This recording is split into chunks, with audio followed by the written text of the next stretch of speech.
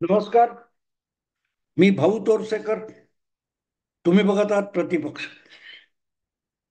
मित्रांनो, विधानसभेचे निकाल लागल्यापासून आणि महायुतीसाठी सुनामी सारखं यश मिळाल्यानंतर त्या प्रचंड बहुमताच्या सुनामीमध्ये गटांगळ्या खाणाऱ्या लोकांना ईव्हीएम किती शंकास्पद आहे आणि काय म्हणतात ते गडबड करणारं यंत्र आहे आणि निवडणुकीचे निकाल फिरवणारं मत पळवणारं यंत्र आहे याचे साक्षात्कार होत आहे. स्वतःला अंधश्रद्धा निर्मूलन आणि विवेकवादी म्हणवणाऱ्यांची डोकी सुद्धा फिरलेली आहेत.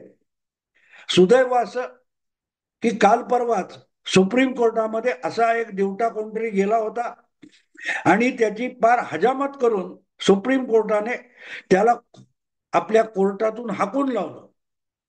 आणि जे कोणी आज ईव्हीएम वर शंका घेत आहेत त्यांची अक्षरशः बिन पाण्याने केली असं म्हणता येईल की ज्यावेळेला तुमची बाजू किंवा तुम्ही निवडणुका जिंकता तेव्हा तुम्ही त्या यंत्राविषयी शंका व्यक्त करत नाही आणि तुम्ही हरलात की मात्र ईव्हीएम मध्ये दोष असल्याचं तुम्हाला कळतं, तेव्हा हा दुटप्पीपणा इथे चालणार नाही, चालते व्हा. आणि जर काय दोष असेल तर त्याचे पुरावे घेऊन या असं कोर्टाने ठणकावून सांगितलं ह्या बदमाश लोकांना. हे मी का सांगतोय, त्यांनी जेव्हा सांगायचा प्रयत्न केला अमुक अमुक कोण जगन रेड्डीने सांगितलं, चंद्राबाबू नायडूने सांगितलं किंवा आणखीन कोणी कोणी या ईव्हीएम वर शंका घेतलेली आहे वगैरे वगैरे, हे जे दावे केले तेव्हा सुप्रीम कोर्टाच्या न्यायमूर्तींनी त्यांना सांगितलं की हे प्रत्येक दावे जे आहेत हे निवडणुका हरणाऱ्यांचे आहेत आणि हरल्यानंतरचे आहेत. पण त्याच ईव्हीएम वरच्या निवडणुका होऊन जेव्हा हे नेते आणि पक्ष जिंकले तेव्हा मात्र त्यांना शंका आली नाही, तेव्हा त्यांना ईव्हीएम मध्ये दोष दिसला नाही. म्हणजे जी ईव्हीएम निकाल देतात तो आपल्याला फायदेशीर असला की मग ईव्हीएमच्या दोषाबद्दल बोलायचं नाही, हा दुटप्पीपणा आहे. आणि हा दुटप्पीपणा फार 10 वर्षापूर्वी मला वाटतं तेव्हाचे प्रमुख निवडणूक आयुक्त डॉक्टर कुरेशी यांनी सुद्धा बोलून दाखवला होता. तेव्हा 2015 मध्ये जेव्हा दिल्लीच्या विधानसभा निवडणुका झाल्या तेव्हा ईव्हीएम मध्ये गडबड केली जाईल असा आरोळी केजरीवाल यांनी ठोकली होती आणि आपल्या पक्षाच्या कार्यकर्त्यांना स्वयंसेवकांना जिथे ईव्हीएमची यंत्र ठेवलेली होती त्या स्ट्रॉंग रूम जवळ रात्र रात्र पहारा देत बसवलं होतं. पण जेव्हा निकाल लागले तेव्हा 70 मध्ये 67 म्हणजे महाराष्ट्राच्या सुनामीपेक्षाही अधिक प्रमाणात ते यश केजरीवालला मिळालं होतं. तेव्हा तेच केजरीवाल ईव्हीएम गडबड करते हा मुद्दा विसरून गेले होते. आणि तेव्हा डॉक्टर कुरेशी या निवडणूक प्रमुख आयुक्तांनी ट्विटरवरून तक्रार केली होती की आता तरी कबूल करा की ईव्हीएम मध्ये दोष नाहीये. कशी गंमत असते बघा, अगदी तो सौरभ भारद्वाज नावाचा केजरीवालांचा कोण सहकारी आहे, तो ते ईव्हीएमचं डुप्लिकेट यंत्र घेऊन असं बदलता येते, कोणालाही मत दिलं तरी कमळावर जातं, हे सगळं प्रात्यक्षिक देत होता. आणि जेव्हा निवडणूक आयोगाने तुमचे सगळे तंत्रज्ञ घेऊन या, आम्ही तुमच्या समोर ईव्हीएम ठेवतो, ते हॅक करून दाखवा म्हणून सांगितलं, सगळं सायंटिफिकली कसलीही परीक्षा करायला निवडणूक आयोग तयार आहे, तर ते जेव्हा वेळ येते तेव्हा एकही आरोप करणाऱ्या पक्षाचा नेता ती परीक्षा घ्यायला निवडणूक आयोगाच्या त्या प्रयोगात जात नाही आणि बाकून नुसता सनसनाटी माजवायची आणि चॅनेलवाल्यांना असला खुलचटपणा ब्रेकिंग न्यूज मध्ये दाखवण्यात इंटरेस्ट असतो आणि त्यामुळे हा विषय चालू राहिलाय. 10 वर्ष उलटली. मुद्दा असा आहे की हे सगळं आजचं एका तर असंही नाही. मी या शेमडी पोरं म्हणतो आजच्या पत्रकारांना, कारण त्यांना 10 15 20 वर्षा पलीकडचं राजकारण पण माहित नाही, घडामोडी आणि इतिहास सुद्धा माहित नाही. आज जेव्हा काँग्रेसचे अनेक नेते अगदी जयराम रमेश पासून जेव्हा हा ईव्हीएमचा दोष सांगतात, मतं चोरली जातात, कुठेही हत्तीवर बटन दाबलं तरी कमळाला मत जातं आणि हाताच्या पंजावर बटन दाबलं तरी कमळाला मत जातं, असे दावे करतात. हे यापूर्वीच्या काळात अशा प्रकारे मतं चोरण्याविषयी प्रत्येक निवडणुकीनंतर तक्रार झाली होती. हे जाणतात तरी का? अगदी माझ्या बालपणी पुढे 1957च्या निवडणुकांपासून मी मतपेट्या कशा पळवल्या जातात हे ऐकलेलं आहे. अगदी लहान होतो, शाळकरी वयातला होतो. पण त्या 57च्या निवडणुकीत सुद्धा तेव्हाचे समाजवादी आणि कम्युनिस्ट पक्षाचे आमच्या लालबाग परळ मधले अनेक कार्यकर्ते ही तक्रार करायचे की संयुक्त महाराष्ट्र समितीला किंवा विरोधी पक्षांना मिळालेली मतं आणि मतपेट्या काँग्रेसच्या लोकांनी पळवून नेल्या, म्हणून काँग्रेसचा माणूस जिंकला. आमची मतं चोरली गेली. पहिल्यांदा मतपेटीविषयी तक्रार होती. मग जेव्हा चिन्हानुसार सगळी मतं एकत्र टाकली जायची तेव्हा मतं फिरवली गेली, मतं पळवली गेली असा आरोप व्हायला लागला.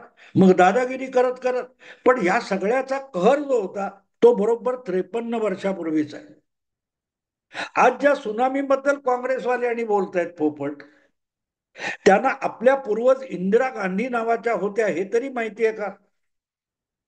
आणि काँग्रेसचे लोक जे ईव्हीएम बद्दल तक्रार करतात, निवडणूक प्रक्रियेबद्दल तक्रार करतात, त्यांना बाळासाहेब ठाकरे नावाचे पूर्वज उद्धव ठाकरेंचे वडील होते हे तरी ठाऊक आहे का? असतील तर या सगळ्याचा एक जुना इतिहास आहे तोही माहिती असला पाहिजे. 1971 साली इंदिरा गांधींनी काँग्रेस पक्ष 2 वर्षापूर्वी फोडला होता आणि त्यांच्या बाजूचा जो गट होता त्याला तेव्हा इंडिकेट काँग्रेस किंवा रुलिंग काँग्रेस, काँग्रेस आर असं नाव होतं. आणि संघटनात्मक काँग्रेस जी होती ती काँग्रेस ओ ऑर्गनायझेशन म्हणून ओळखली जायची. आणि इंदिराजींनी अल्पमताचं सरकार काही महिने चालवल्यानंतर देशातल्या पहिल्या मध्यावधी निवडणुका घेतल्या आणि त्यामध्ये इंदिरा गांधींना आणि उर्वरित काँग्रेसला आपलं निवडणूक चिन्ह गमवावं लागलं. पहिल्या निवडणुकीपासून काँग्रेसकडे बैल जोडी हे निवडणूक निशाणी होती. 2 बैलांची जोडी, त्यांच्या मानेवर जू वगैरे हे काँग्रेसची निशाणी होती.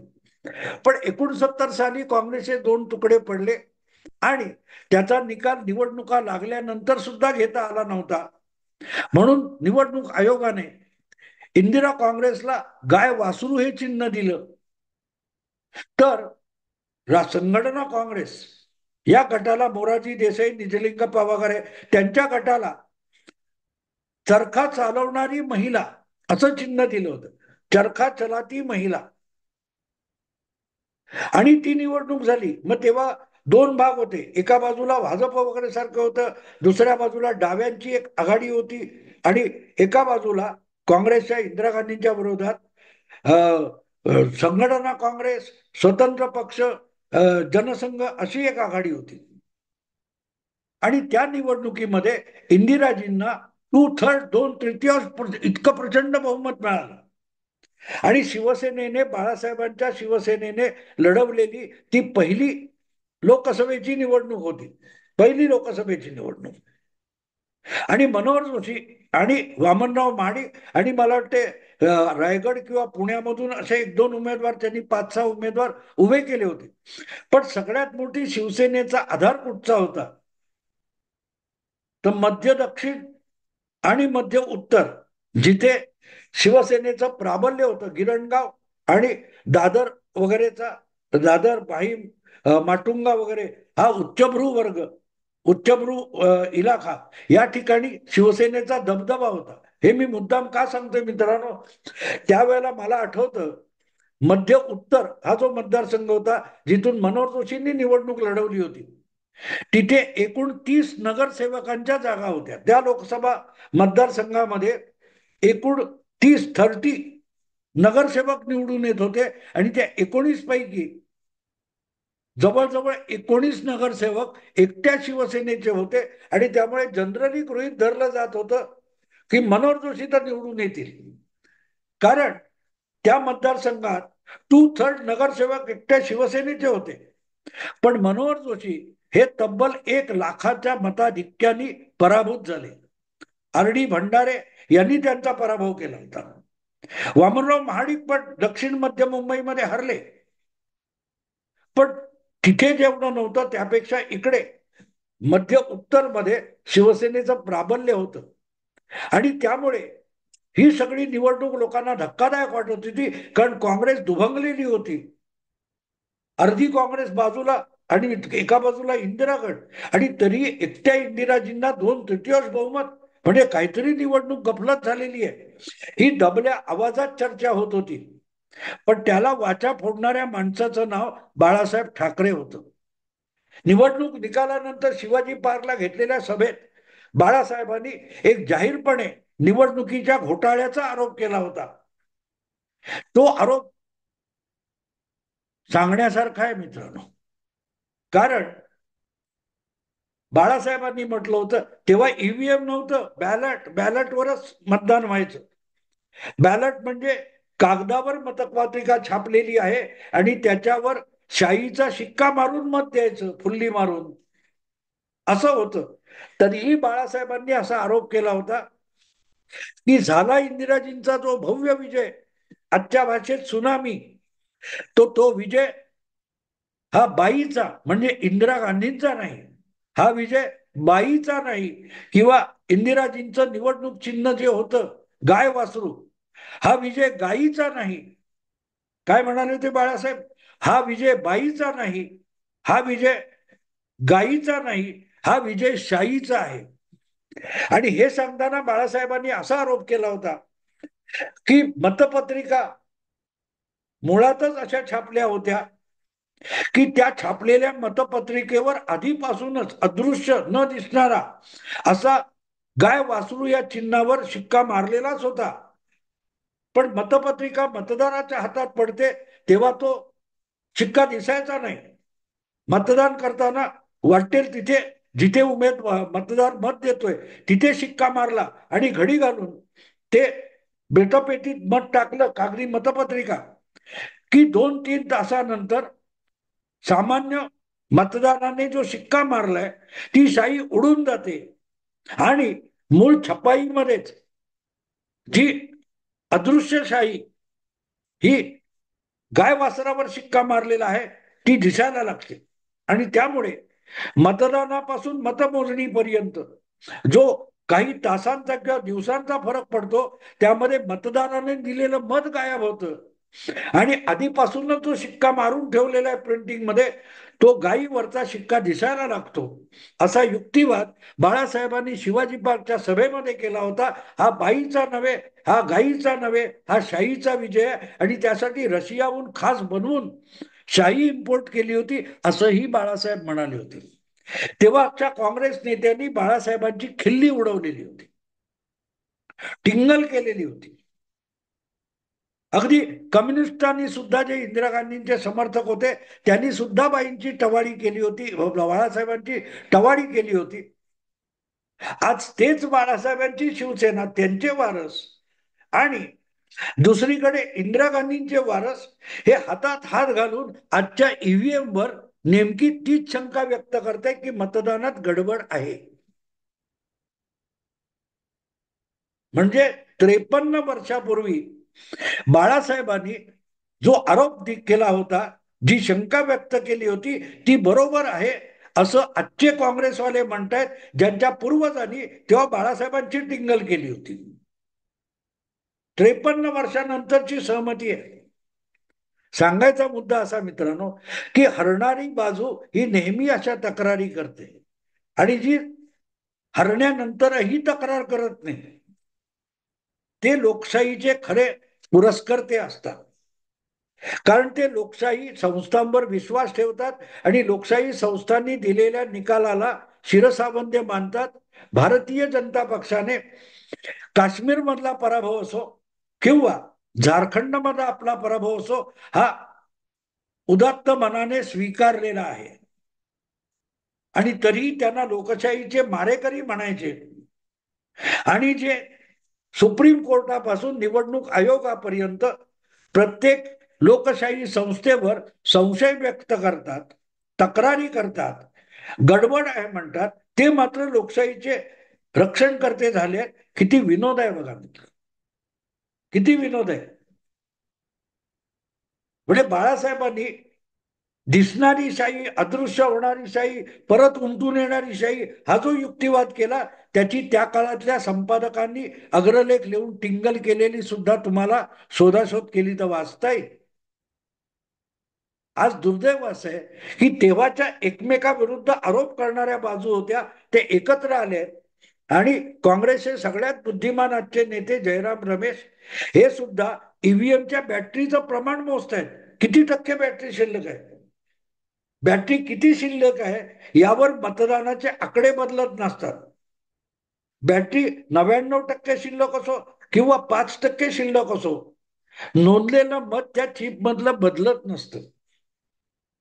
पण हरलो की तुम्ही हार पराभव स्वीकारणं अवघड असतं. त्यामुळे असले खुळचट युक्तिवाद केले जातात आणि सत्य स्वीकारण्याची हिंमत नसते.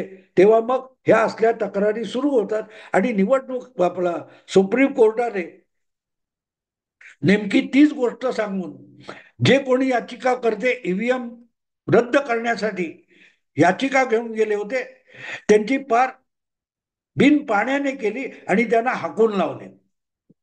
आता यावर परत कोणी गेला कोर्टामध्ये तर कदाचित सुप्रीम कोर्ट त्याला काही लाखाचा दंड पण ठोठावेल, कोर्टाचा वेळ वाया घालवला म्हणून.